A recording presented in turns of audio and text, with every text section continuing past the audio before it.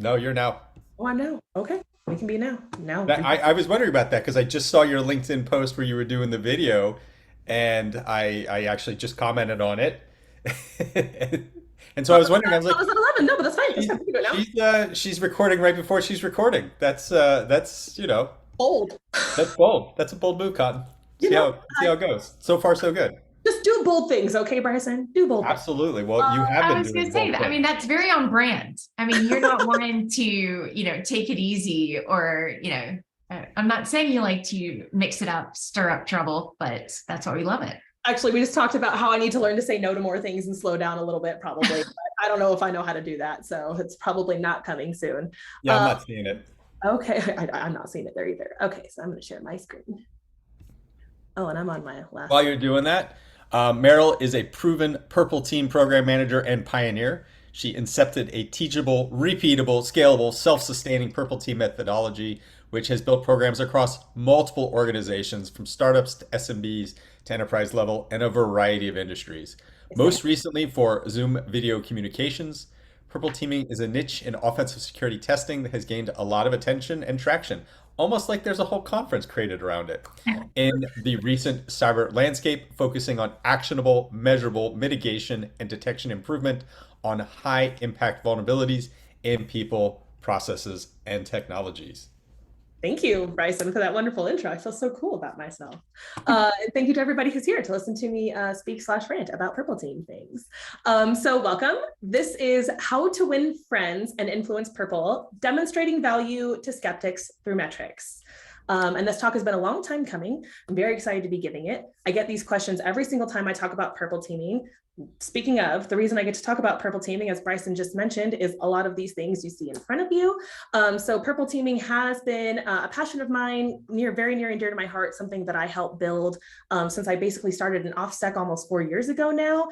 So it is a passion of mine and something that I have enjoyed building up alongside folks like Scythe and PlexTrack. So very excited today to speak to you about metrics, because it is the #1 question I get around demonstrating value and swaying people to your side and getting buy-in from the stakeholders to build and scale a program.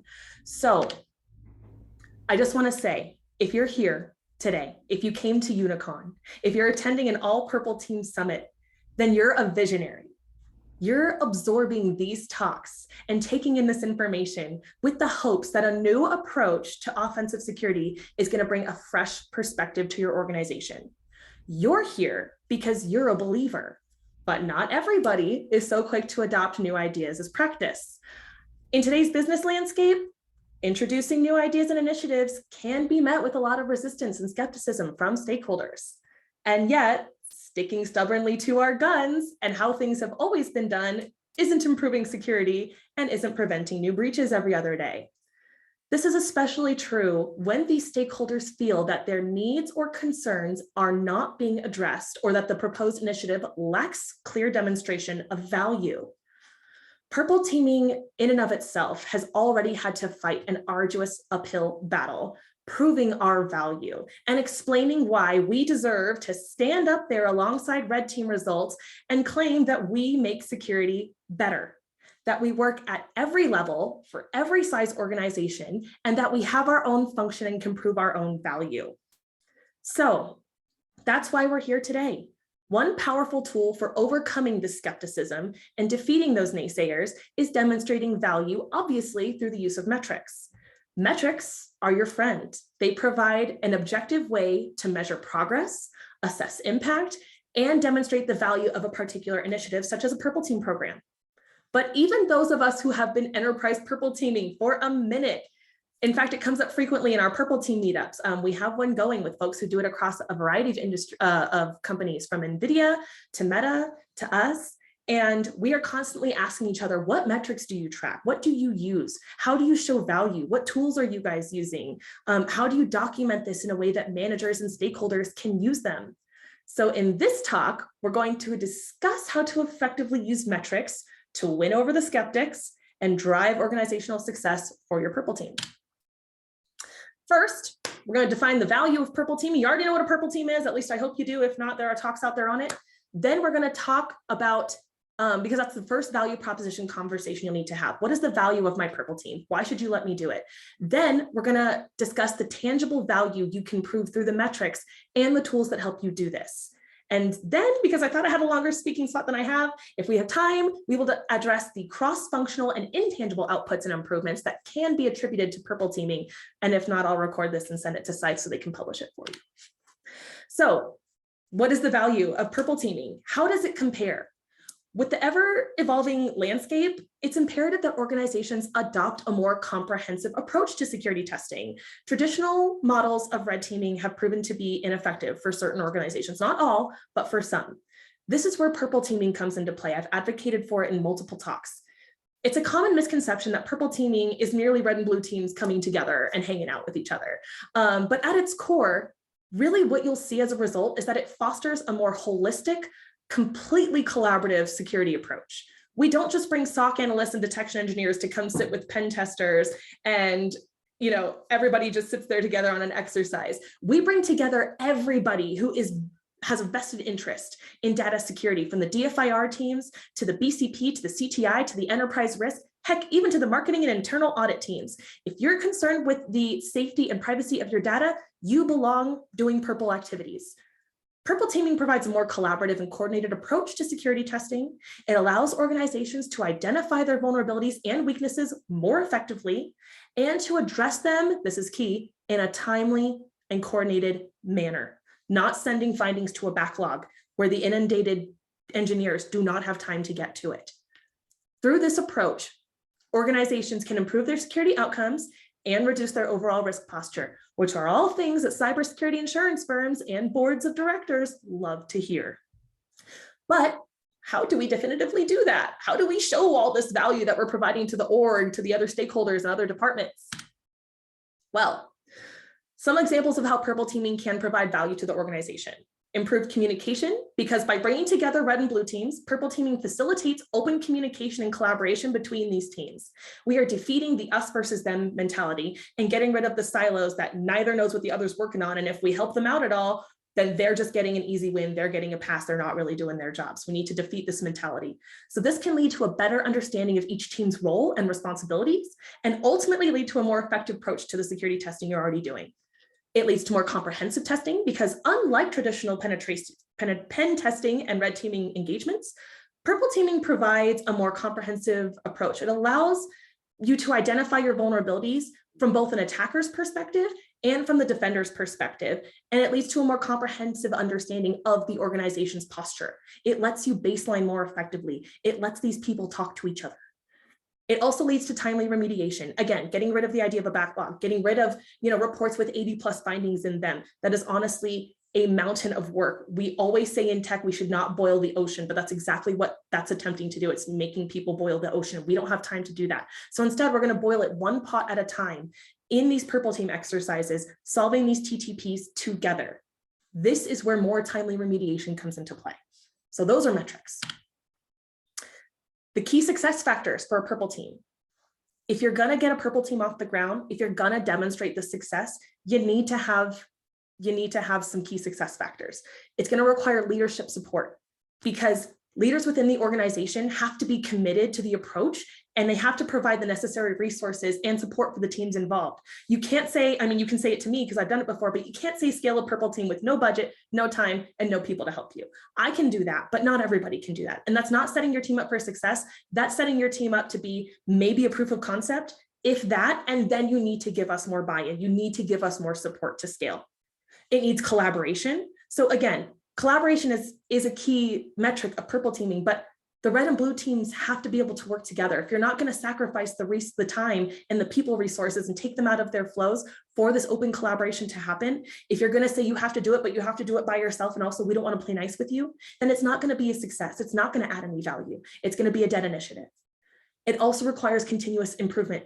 Like any security testing approach, purple teaming must be continually refined and improved. Organizations must be willing to learn from their engagements and make changes to their security posture accordingly. If you're not going to address these TTPs and you're not going to take them seriously, then there's no point in having the engagement to begin with. So now that we've laid the foundation for the impact of a purple team and how to ensure its success, let's get into the finite aspects of purple teams. metrics. Metrics can be used, again, to measure the value, and this can be related to anything from vulnerability discovery to security posture improvement to baselining defenses to improved collaboration and communication, all the way down to return on investment on your tools and on the security personnel that you do hire. Like when we get budget and we don't use it effectively and we don't demonstrate the ROI, we get less budget, we get it taken away. They want to see where the impact is coming into play for the org.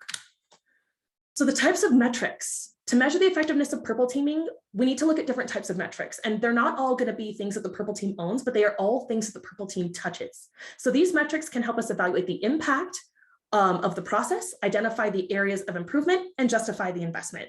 So the first type of metric that we use is, again, vulnerability discovery. This metric helps us evaluate the effectiveness of the purple team process in identifying vulnerabilities in the organization's defenses. And it can also include metrics such as like the number of vulnerabilities discovered, the severity of the vulnerabilities, reduction in the number of vulnerabilities, time it took to discover them, time it took to respond, time to remediate. These are all related to vulnerability discovery and improvement. The second type of metric is going to be improved security posture. So this helps us evaluate the impact that purple teaming is having on actual security. So whereas before, we had certain things in place and we were hoping they were functioning as intended, but we weren't really sure, okay, let's identify all the TTPs that these defenses should correlate to. And rather than hoping they're all working, let's actually definitively prove it. Like even if we didn't know we have a gap and now we know we have a gap, a confirmed gap is still an improvement because now you know where to focus your efforts and get more return on investment for your time. So that is something that it can do. A third type of metric is related again to collaboration and communication.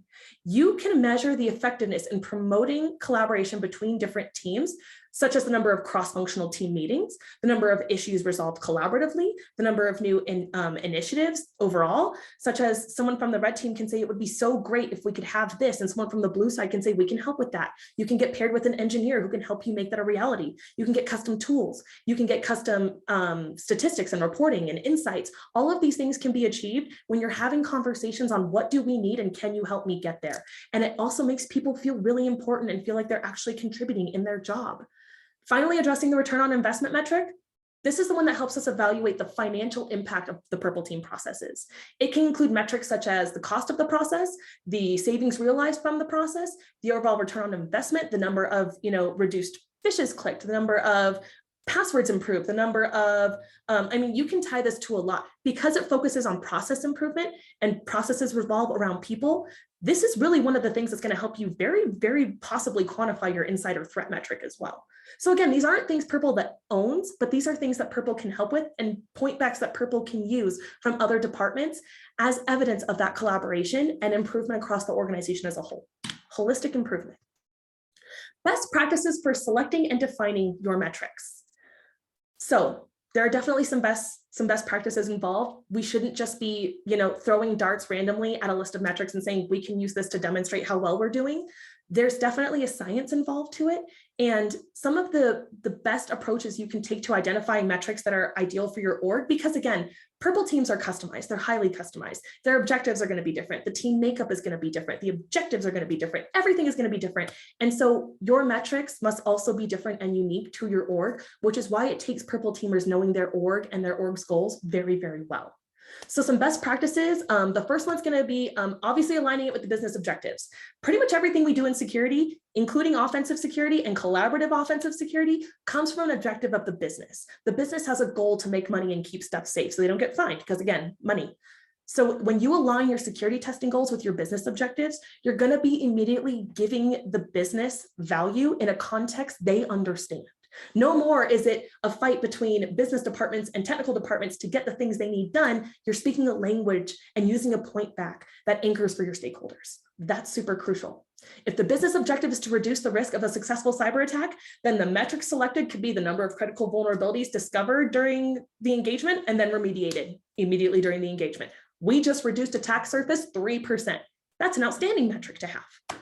The second best practice is to define metrics that are relevant and actionable. You'll hear me say in my definition of a Purple team, it needs to be actionable. We take active action to measurably move the needle. So your metrics should be the same. Metrics that are too broad or too vague can be difficult to measure and may not provide meaningful insights, which again makes people start to question and doubt you, which is not what you want when you're getting a new purple team off the ground. Instead, focus on defining metrics that are specific and measurable and provide actionable insights into your purple team engagements. For example, rather than tracking the overall number of vulnerabilities identified, you might want to track the percentage of critical vulnerabilities that are remediated within a specific time frame. Given the old model, this would have gone to a backlog. It would have taken them working through the last 3 operations. They would have gotten to this in about 6 months. Because we did this in a small concentrated batch in a purple team engagement, we got 6 crits remediated in 3 hours. That's an outstanding metric to have for a purple team. You're also going to want to make sure that the metrics are relevant to the organization's security strategy and security posture. Because the less complex they are, the less convoluted they are, the more simple and straightforward they are, the easier they're going to be to understand, again, for those non-technical audiences. You're going to want to avoid metrics that are overly complex and difficult to measure. Because while it can be tempting to want to track every possible metric, doing so can be very overwhelming and may not provide any actual insight that they're looking for. You want to make sure, again, that it's got context for the stakeholders, context for the org, and context for the stakeholders. That's why, pen testers deliver an executive outbrief and a technical outbrief. You're going to want to, again, align the metrics that you're delivering to the audience that you're giving them to. So having them be difficult to measure and overly complex is not serving you, and it's also going to make you a single point of reporting failure for the other teams who are interested in your results. Don't do it.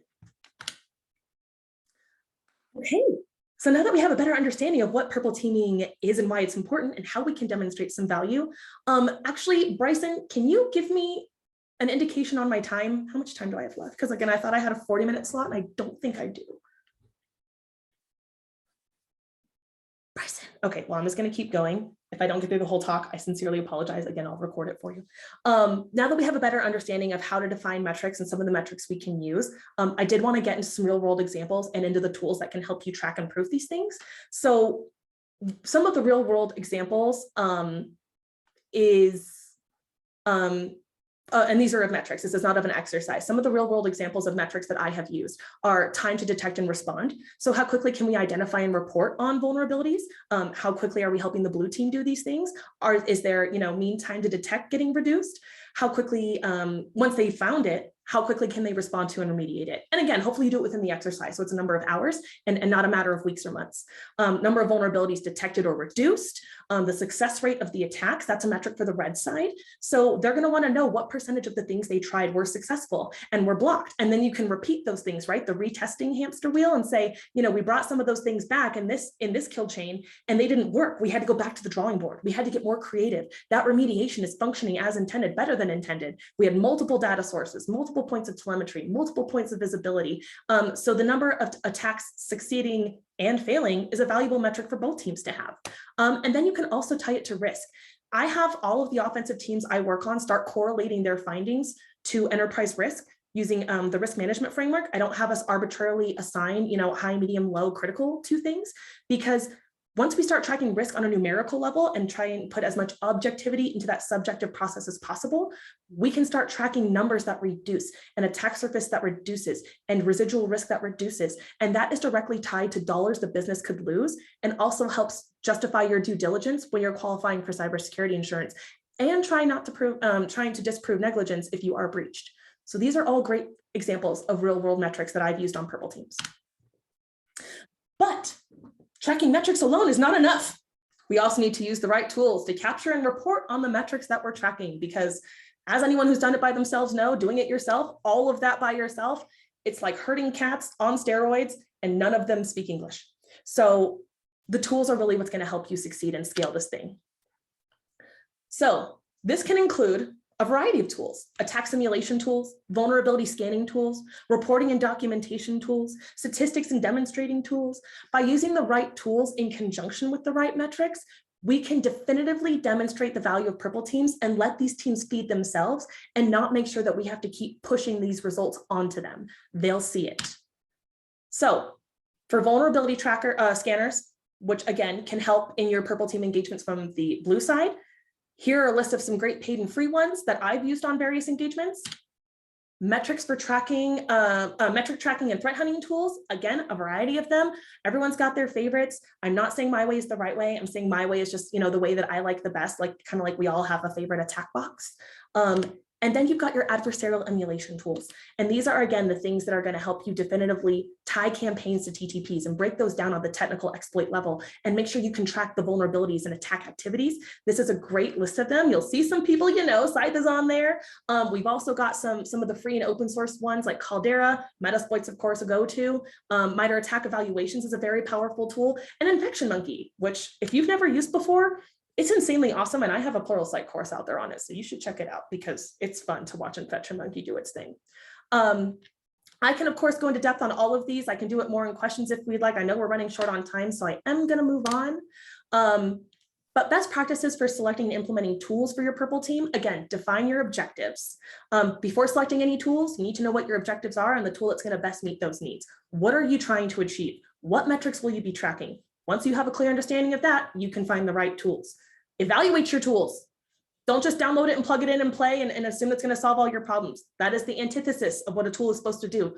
Select tools intelligently, curate a good lineup of tools that are serving you, that you can easily maintain, and that scale with your engagements. And then test before implementation. Always test, always do a POC, because you never know, like, oh, this looks super great, like it was going to meet all of our needs, except we can't ingest our data source into it that comes out of our SDL. That sucks. So make sure you're always testing. And if all else fails and you don't know where to go and you don't know what tool to use and you don't know what worked for your given environment, come and ask a purple friend. We have a purple team meetup. We talk about tools all the time. What did you like? What did you hate? What worked? What sucked? How was the customer service? How was the follow through? How are the features? We do this all the time. Feel free to tag in a purple friend. We're always here for you to help you select the best tools. An example of how this could look in the wild. Red side's using Red Canary, blue side's using Splunk, and your reporting tool could be Vector. That's a great setup. Another one.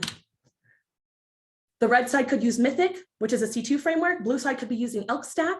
And for reporting, you can use Scythe, which is a paid tool. But it's one of those things that really does make your life easier if you use it properly. So this is just a few examples of how you can use all the tools I listed in previous slides in conjunction with each other to definitively prove the metrics and the value for all the teams that are involved on a purple team engagement. So what we learned: understand your value of a purple team, be able to tell them what it is, and be able to tell them how you're going to do it. Give your metrics organizational context. If it doesn't matter to the org, it shouldn't matter to you. And what matters to one org will not matter to all orgs. You have to start over from square zero every time you build a new purple team. And then brag on yourself. Demonstrate your value. Tell them what you're doing. Learn to market your work, even as a technician, to non-technical people, and you will get the leadership support and buy-in that you need to scale your program. These are some of my favorite resources and getting started resources. That's it. Thank you. Are there any questions?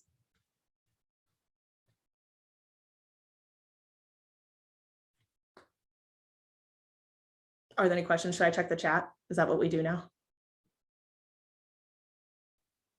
Did I go too fast?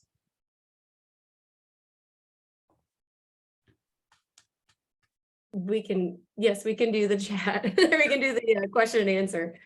We have a 10-minute for you to Yay, 10 minutes. That was what I was aiming for. I was like, yeah, you can go for it, girl. You got until 2:15. You can do whatever you'd like right now. Yeah, are there any questions from the chat that I missed that I can help address? Or any new ones? Q&A. Oh, there's a Q&A. Do you have any metric templates, including outcome-focused templates detailed to roll up?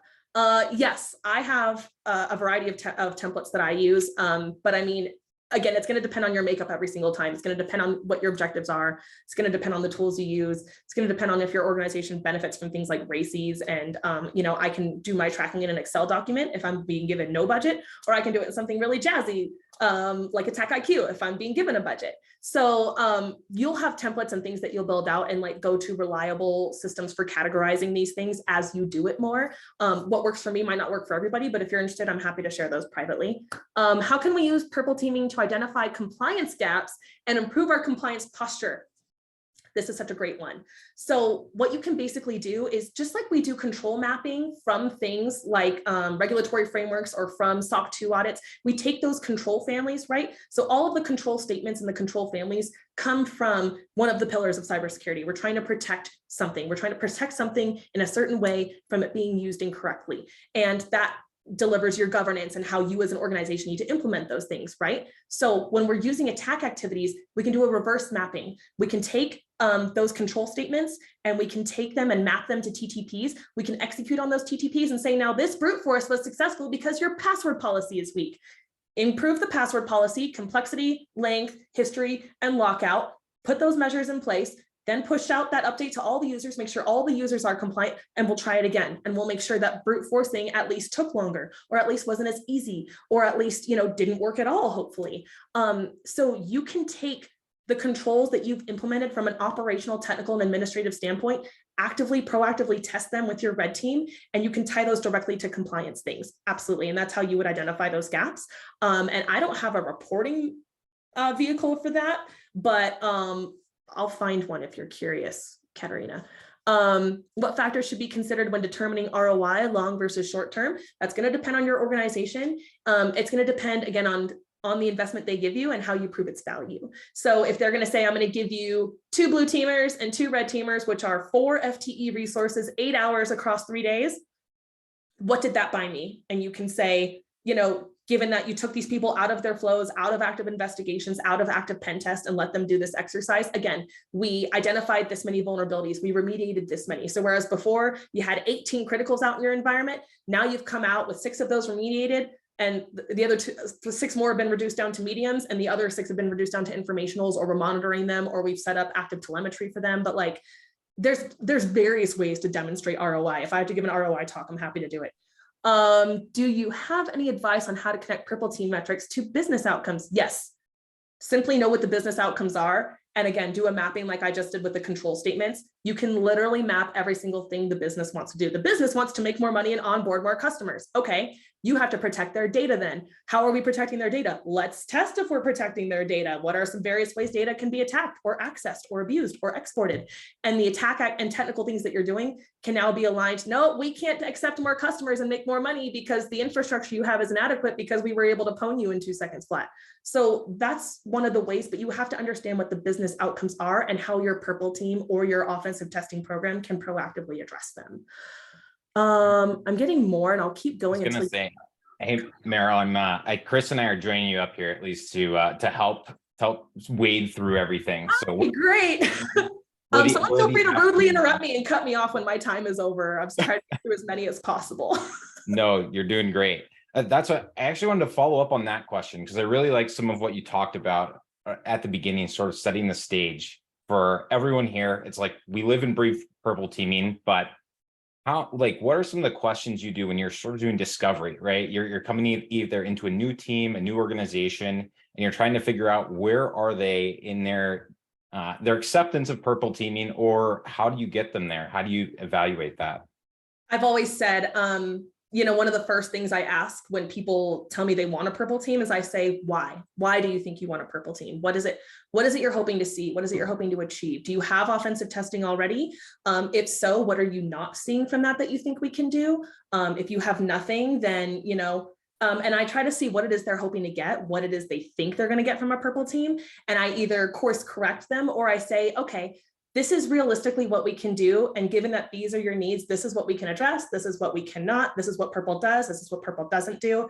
If you like all that, we're happy to do it. If it doesn't meet your needs, sounds like you need something else, but it's customized. Yeah. No, I think one of the biggest things that I really want to emphasize to anybody that's getting into this, that Maril brought up earlier, was around the pace that you can drive change after an exercise, right? That turnaround time is much shorter than what we've seen with other types of security testing, right? Where you write the report, you hand it off, you sort of hope and pray for a couple of days, weeks, and then, or maybe months, and then you come back and sort of hope that maybe something's changed. Purple teaming, you can do it sort of either all within one exercise or right there afterward. Very shortly after, usually. Yeah.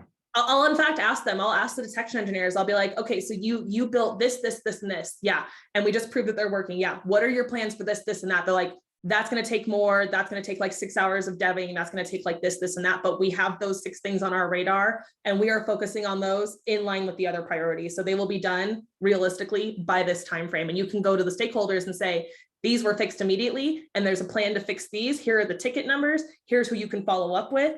And giving them that is way more effective than them coming to us as a red team and saying, did any of these get fixed? Are all these still persisting? You're like, I don't know. I literally don't track that. I hope so. Sounds similar to essentially development, right? And engineering is going through tracking those things and getting security to the point where we're doing that more and more, because people are asking, like you mentioned, like, it's that, what is that return on investment? So, and we have a detection engineer here with us. I mean, Chris, what's your take on that? Yes, give it to us. I mean, by the way, hi Maril, nice to see you again. Too bad we're not playing Mario Kart this time. I'm sad. Right? That's because I think I won. I won, didn't I? Yeah. I think we both won, but we pretty much, us two were the leads and we just beat everyone else. We'll go with that, right? That's how I like it. So, but anyways, the big thing to me is like, I saw the title of the talk and I was like, oh, that reminds me of the Dale Carnegie book, How to Win Friends and Influence People. And I think that is really what it comes down to, right? Is that collaboration aspect. And like, I was giving a talk at B-Sides, Tampa recently, and somebody came up to me and they're like, how do I convince people that we actually need to do this? And they start talking to me. I'm like, you know what? You have a lot of political battles there.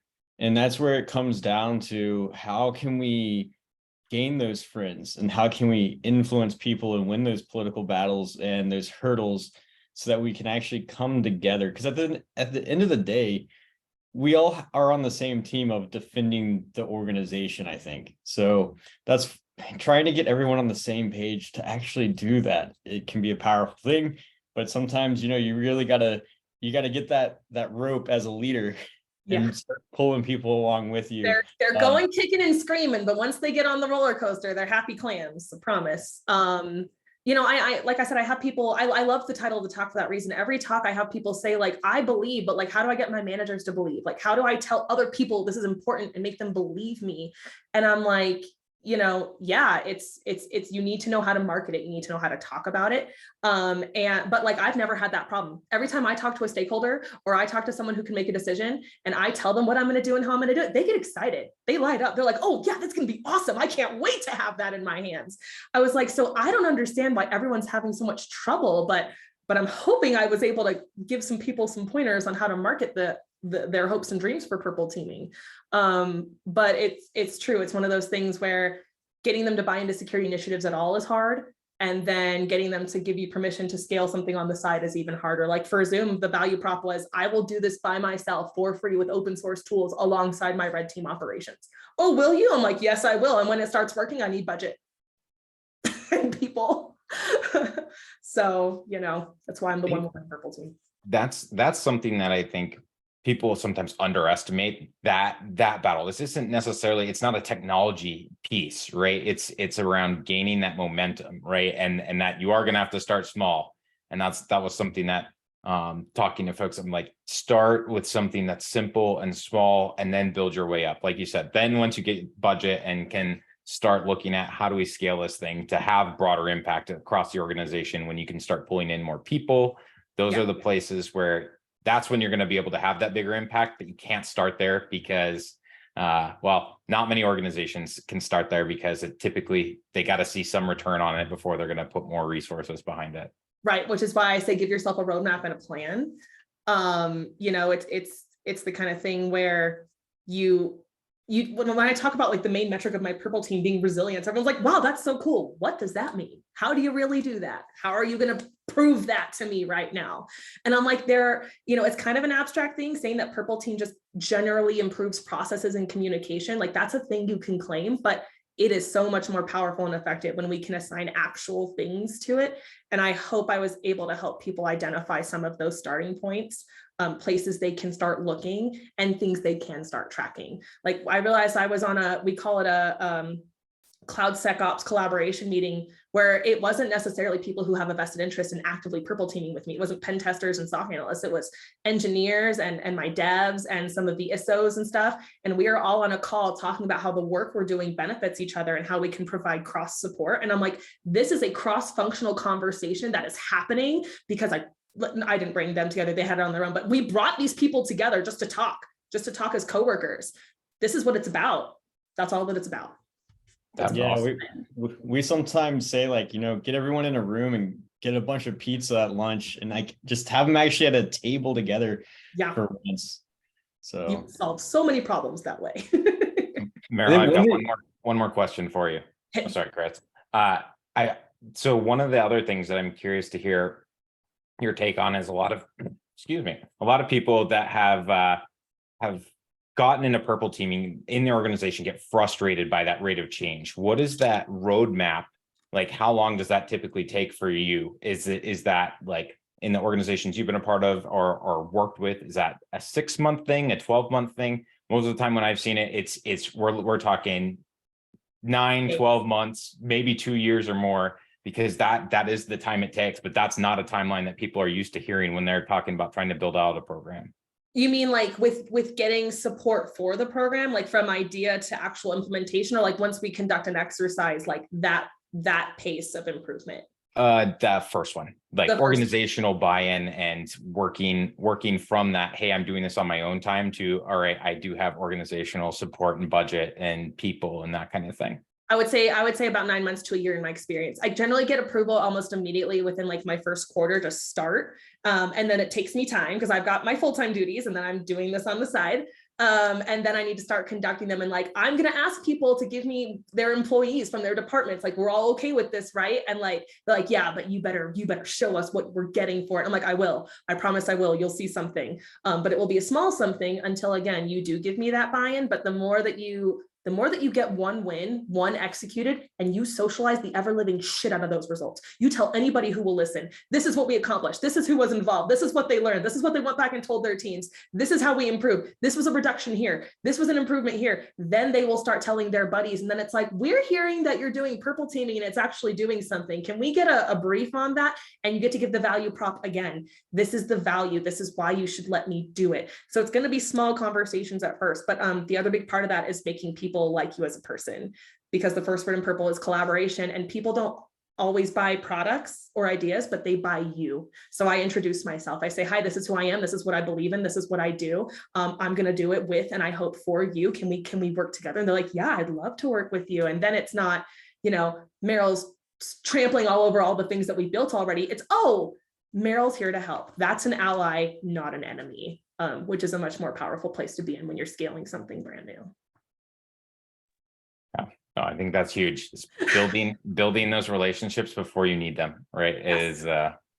Is really important. Mm-hmm.